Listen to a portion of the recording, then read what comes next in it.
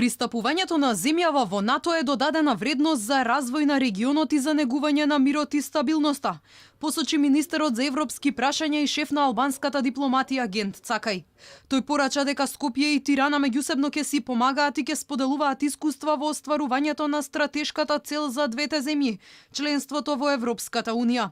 Цакај очекува во јуни на самитот на ЕУ двете земји да добијат датум за отпочнување на преговорите со Унијата. Сакаме да започнеме со размена на искуства и да бидеме глас за една за друга за отварање на преговорите.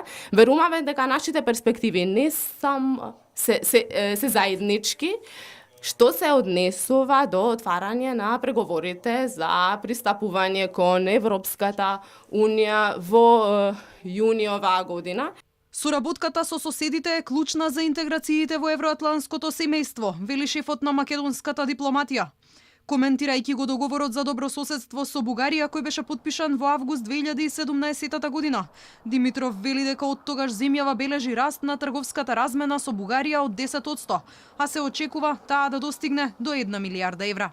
Борбата на мојата колешка Екатерина Захариева Катја во Луксембург во јуни околу вордингот на заклучоците на Европскиот совет, тогаш беа и председавачи, и конечно, можеби на најкрупен план, ама подолгорочно, почнавме еден процес на